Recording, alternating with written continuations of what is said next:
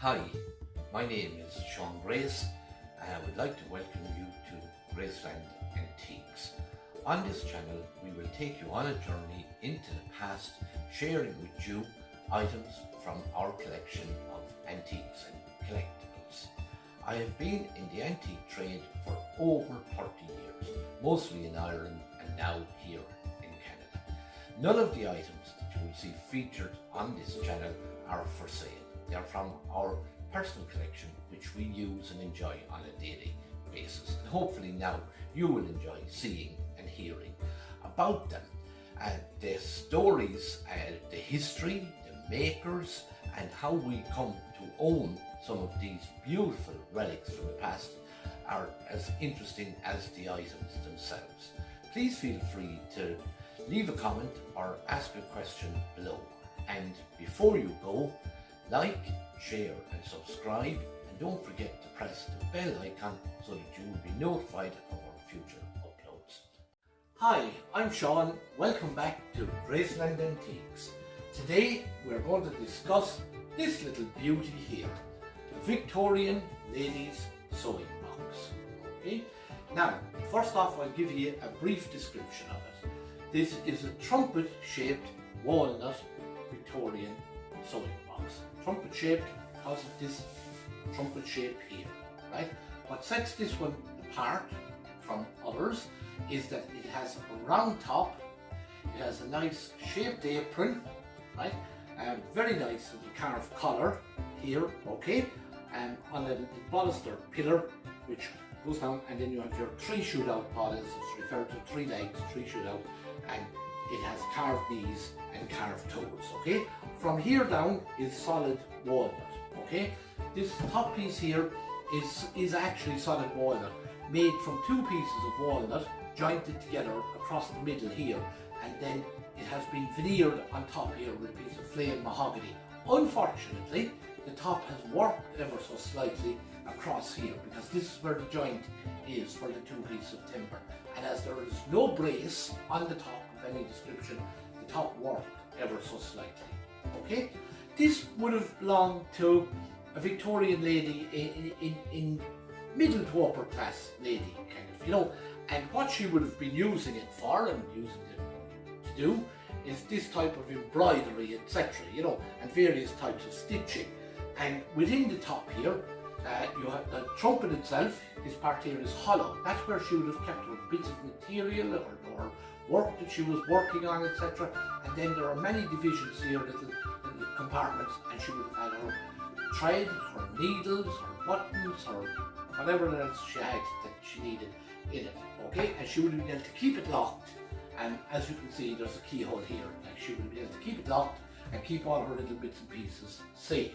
Okay, the construction of this is a pine backboards here, okay, pine subframe is what it's actually referred to, pine subframe veneered with walnut. Now it's cross grain veneer, cross banded, like the grain is running this way on around the apron, okay, and the pillar here would have been constructed from pine and then veneered with walnut also, okay? And then the rest of it, as I say, from here on down is solid thing. So I'll just give you a few tips and hints, right? When you go to buy something like this, when you're looking at something like this, you may see it advertised, you may see it in an antique shop that you visit or whatever. Don't rush into things. Don't be foolish, like. Stop for a minute and have a think. Like, maybe go to your car and sit in the car for 5 minutes and do a little bit of Googling, right? Like, for starters, there are a number of reproductions and stuff of various pieces of furniture out there, and you really don't want to be paying the antique price, like, for a piece of modern reproduction furniture, okay? So some of the tricks and some of the things to look for. This one is quite obviously old because you can see, looking at it, like, you can see, like, by the material that's used in here and by the colour of it and etc, etc. But to give it a little bit more detail, right, if we turn this upside down, which any decent and self-respecting antique dealer will do for you, if you ask them, we'll turn it up and let you have a look underneath. You want to see that these timber here, the subframe, again, is old, And underneath here, like under the cup here, where this the collar, like you want to see it looking dry. You know, like you will know, like it looks. And in fact, if you smell, like you can actually kind of smell the age of it. There's a little touch of smell of Granny's house off it, sort of a thing, you know. So then when you look here, like it's quite obvious. We'll just start here. This look, you can see that these are all hand cut, like the and you can see the saw cuts on the back of the legs here, and you can quite obviously see the dovetails going into the pillar. And then this little turn knob here was put on both to hold the legs in one way, and also to just kind of cover up the untidiness of the things here, and to finish it off as it sits like that. Okay, and the value. Now, value is kind of a difficult thing, because if people have big fancy antique shops, like where you ring the bell to get in the door, you're going to pay more, you know, because they have massive overheads, etc., and they're generally very knowledgeable, those people. But, and there is a but, as they say, there's always a but you must learn to go by your own judgment. Don't go by the other man's judgment, or woman for that matter, you know, because you have to remember, like, if you go into a shop to buy something, the person that's there is there to sell it to you, okay? So what I often think, like, is that rather than you be sold an antique, like, you want to buy the antique, like, you know, don't let them sell it to you, like, you want to buy it off them, like, that it's you who makes the decision, and you base that on your own judgment, if at all possible, like, you know. So you must learn what's the difference between the good one, the bad one, and everything else. And you do that by doing your bit of research and so on, right? Now, when you start out collecting antiques, like, you're going to make mistakes. We all make mistakes.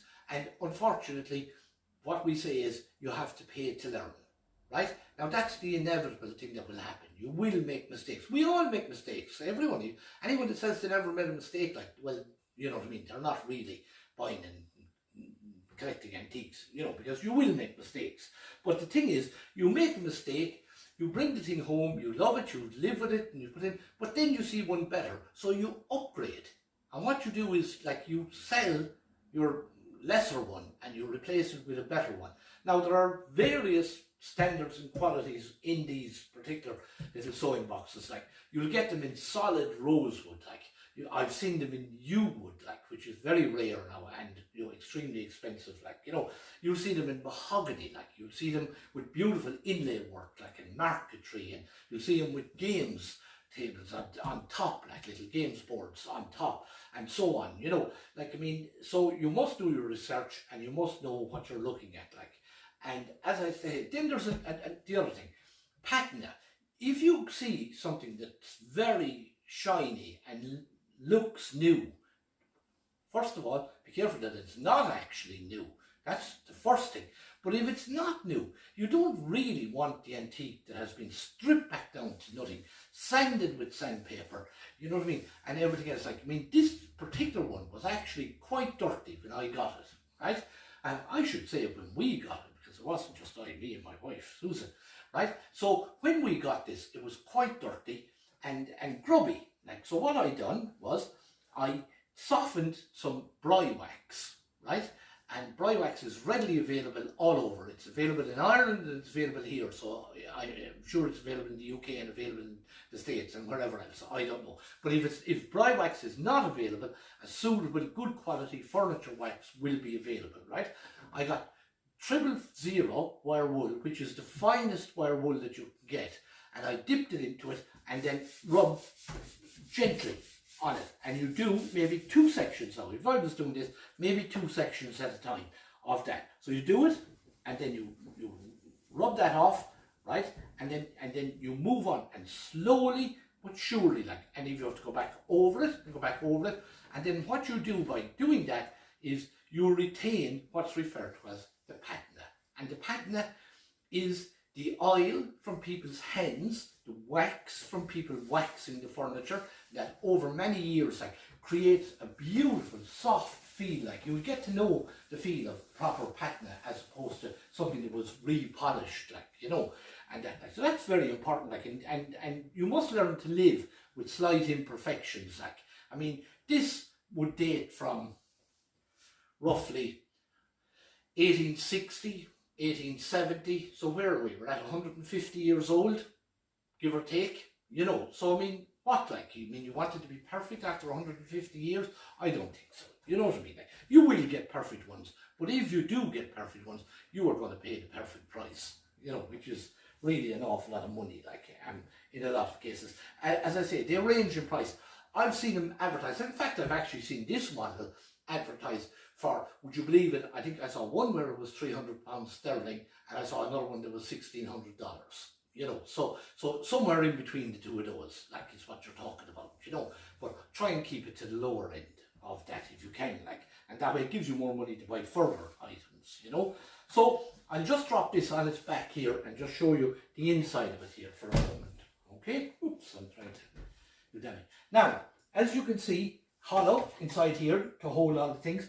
This should originally have had a little cover, just sat in there. This section would have one, this section would have one, this section, and this section. Now, they're missing, but that's not a problem because I'll wait until I just come across a suitable colour piece of timber that I can make all 6 from, and 5, 6, and I'll make them and replace them, and there'll be no problem, and I'll be quite happy to live with that, you know. So, as I say, there's today's little object, okay, and we'll be back soon with another video. But what I must stress to you is you must learn to go by your own judgment. Do not be going by another man's judgment. Do your research, do proper looking, give the thing a proper examination, and then go forward from there, okay? So don't forget to like, share, and subscribe before you leave here. And remember, press the bell icon so that you'll be reminded of my next video. Bye bye.